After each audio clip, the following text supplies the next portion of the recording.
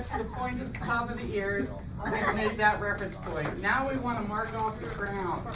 The crown is the top of the head where the head starts turning. So our point of reference is on that. Once again, the same part of it is where a head turns. Where you find that is when you hold the comb up to the side of the head, where that ends, there's your point of reference because the head starts turning there. It's the same on both sides. So we're going to take our markings from here to where the head starts turning. We have the typical area. Okay. I could have gone down a little bit more. All right. So we're going to complete a little circle of C up there. All this hair will lay over the undercut.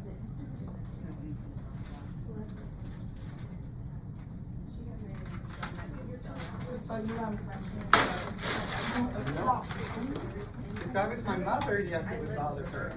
But I'm not my mother. I love my mother.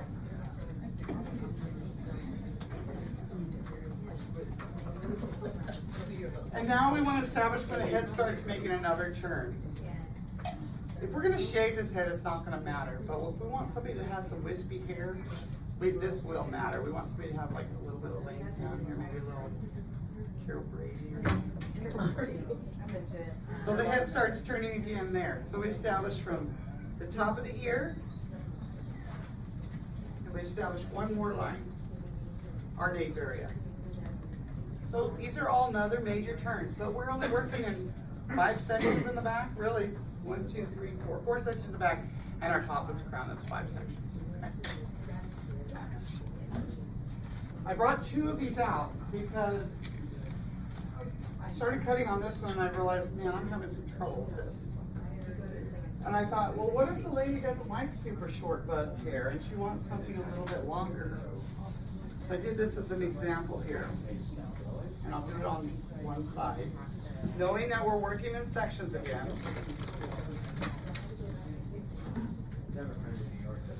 We can use texturizers or we can use our shears. It's up to you if you want to use your razors. As a reference point,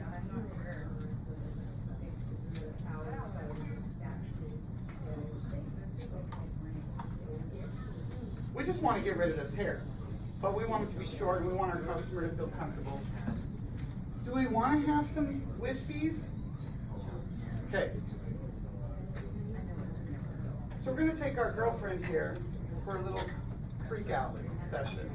We're going to pull all the hair up, keep our finger as close to the head as we can. Bring it out 90 degrees, which actually is giving this over direction to that area. We're going to cut in the front of our head or in our section, and it's giving us a guide.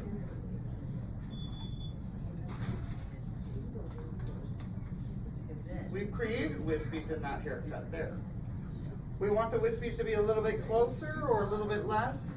We can make that decision. But if you want to go in there and cut a short haircut, which I know some people do have problems cutting short haircut, you can see the graduation of the length in there, getting longer as it gets closer to the wispies.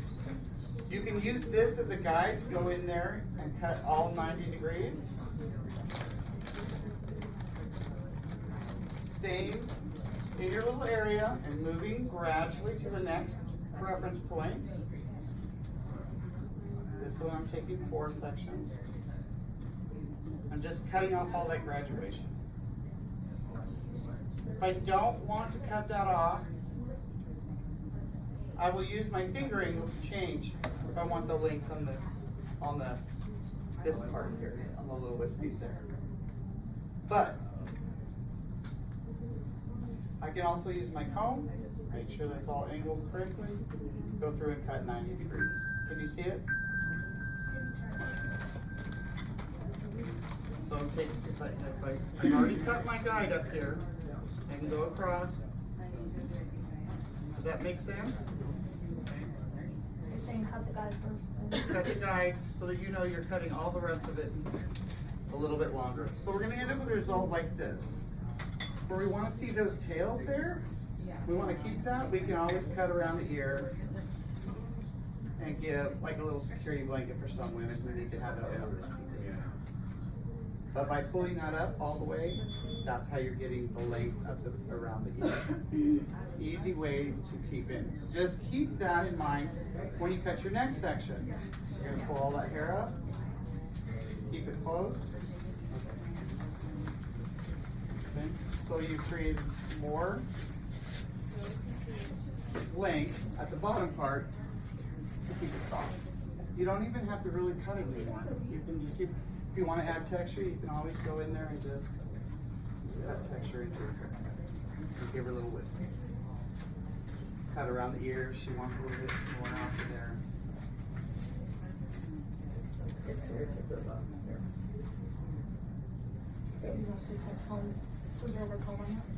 I will use my clipper and shave the shit off. I don't always like to have it. Sometimes it just goes quicker. But I'm going to do that on the other one. So once again, we'll go through it one more time. Find your guys from the previous section, right there. Does that make sense? Cutting 90 degrees.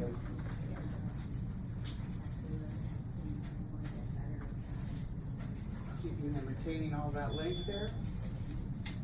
We've got this section.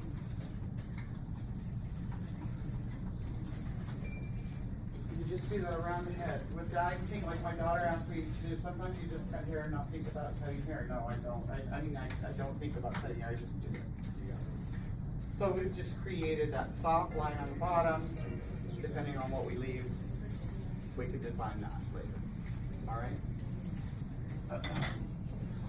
Staying on the side, same horizontal parting. I use a 3.5 because it seems to be what ladies like. Anything shorter than that is a little too masculine.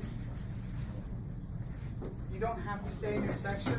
Just make sure you're not cutting the. Make sure you're not cutting the top part. Follow the shape of the head. No fear. Just do it. And I had an older lady this morning. She does not mind clippers. And Daniel's asked me, how do you in New York, women don't want anything to do that. So we do scissor over comb. But I'm like, shoot, if you're cutting it short and you're doing an undercut, I'm gonna shave. And I just keep this part of the clippers on their scalp so that they don't feel this part. Because that hurts.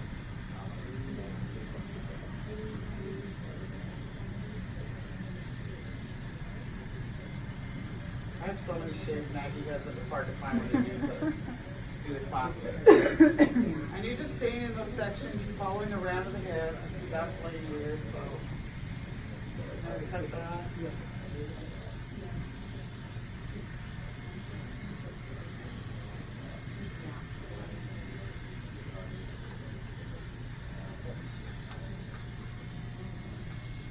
We've been cutting this haircut for quite some time, and I think it's getting even more popular now. Now that it's hot, women are actually wanting something undercut because we want to eliminate bowl. And if you cut this hair, it just feels like a bowl haircut. You're going to look like my friend Kevin McCarthy's wife. That's on film. Cut that out, please, babe.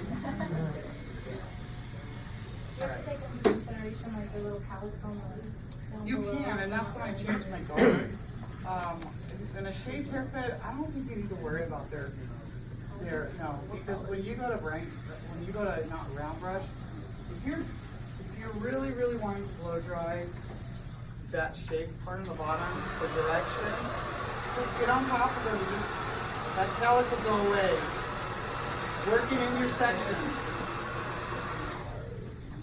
So, but you don't have to worry so much about callus because it is an undercut, and the top part's going to lay over that. So on the haircut that I said, everybody look at the little pixie, her hair's a little bit longer, bowly at the top. It's right behind you.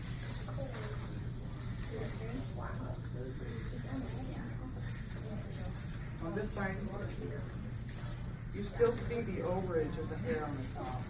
On this side, you see it looks more like a bowl haircut, and you don't really see it. And the goal of that undercut is just to get wider and that thickness up there. And that's why I do like doing a lot of undercuts. Women are just tired of their hair. They're tired of it going back like this.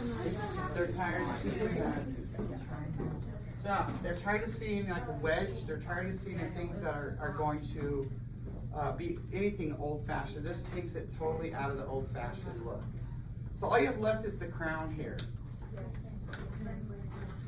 You can make this haircut look so good depending on what texture you do. But there are some limitations when you do this. Oh look, it's a length now. So I made it. What I like to do on this is once I partition it off and I'm only working with the top of the hair, I will find out where that top of the head is. Yeah. And me, we all did it. We all did one thing. Am I working? Yes. Okay. But I like to take a finger, place a little bit more of that hair, so I have more to cover. Because you want to make sure that that crown is thick enough to look long enough to mask that you've shaved all the hair off the back. So I'll take an extra finger's length and put this, incorporate it in with that. Do I want this to be V-shaped? Do I want this to be shorter on this side? Do I want it to be shorter on this side? What do I need to change in the back to do that? Over direction and also your finger angle. You're creating a parameter within. You've already got rid of your parameter. Seriously, it's gone. So now you're creating another parameter. Yes. Do we want the hair to go this way? We depend on. This is something I learned in beauty school from Mrs. Cantley. I don't know if anybody knew who she was. Old gray-haired lady. But she said if you look down on somebody's head and their nose is going that way, you want to kind of open up that side. If their nose is going this way, you want to open up this side. It's just easy. Just look back. Their nose is going. You want to balance. A lot of this is about balance. So I'm going to say her nose is going this way. So I'm going to open up this side of her face. Okay. And it's true. If you all look at each other's noses, you'll see which side your nose is going. I don't know which side mine is, but I have a good side and I have a bad side, and everybody wants to accentuate their good side. So why don't we, as hairdressers, go, this is your bad side. We're going to fix it a little bit. We're going to soften it up. So I'm going to leave all that hair because what's happening here, it's all natural falling. It's all just falling into those 4 little sections. We're actually taking this out of place, and we're going to leave that long. So I want to make sure I have that thickness back here, but I also want to create my perimeter, so I'm going to fold those hairs down the way that I would in a vertical. Okay? This is what I have right now. It's going to be a little bit long, I think. So we're going to get rid of some of this. So we're going to stay in this little area here. And instead of cutting a bowl haircut, we're going to go ahead and angle our fingers a little bit. Top of the ear.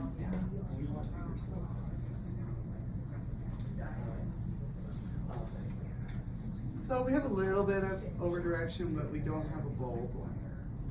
On this side, what if I wanted her hair to angle even longer? I'll make a finger adjustment going the opposite direction. But I'm remembering, I'm not pulling it all back here to do that. I can to over direct, which will give it slight graduation, right? Because I'm pulling everything back here. I can do that for a guide, but if it's not going to be enough to meet up with what's happening over there, I may need to move here, and move all this hair where it's laying, and make finger adjustment there and keep that length. So basically I just started bridging all these little things together by creating that new perimeter. Okay? So we've got shorter on this side, kind of longer on this side. Wow. Those are humongous. So I want to take all this hair in the crown area. Everybody see that? I still need to see some hair back there, because the woman's not gonna like not having any hair. I want to pull all that up to where I found my new big position and determine, I'm gonna save all my perimeter. So it looks like the perimeter ends about right there. Can everybody see that? We're just gonna cut straight across. Not worrying about the length to save here because that's growing, but it's enough through this hair that's, when it falls down naturally, it is going to be enough to cover, but you've got height up here. Alright. So I have length here. Now I've got to consider, do I want it short here? Do I want it long? Do I want the bangs to kind of slide over a little bit? What should you guys tell me what to do, and I'll make the proper adjustment. Somebody say something. Slide over. Slide over. What's the best way to do that? I can just stay where I'm at, and bring everything over, and go ahead and just cut everything and keep my perimeter. That's so important. Keep my perimeter. I'm taking it out of natural falling position on purpose so that I can create a side thing. But it's so bulky still right here. So I need to bridge that gap. So I'm going to stay over here in this counter. I don't want to lose too much weight, but I also really want that to look really good. So, do you see where my guide is? Here? This is the shortness in the back, yeah. So I want to still keep all my length, but I want to get rid of some of that. I changed my finger angle. And I'm still working kind of in this area where the hair is turning, and I just want to get rid of that too. My perimeter lengths are still right there. I've not disrupted that. A long ways. Could you play safe and run the bangs through that bulky area? You could, but where would you keep your? Where would you get rid of your links, and what would you want to do to keep it from sticking straight out? That's the only thing you're going to battle. Is once you cut it this short, you want to enhance the interior. So where do you think you would want to cut your texture? Wouldn't you kind of angle the shear like you did on the last cut, where it's pointed down with the teeth? Does that sound like a good idea? So what he's saying is to take the cut. This cut is going forward, so which way are my shears going? Okay. Do I want shortness right here? What's gonna happen? Stick up. It'll stick up. So we're gonna go ahead and go in here.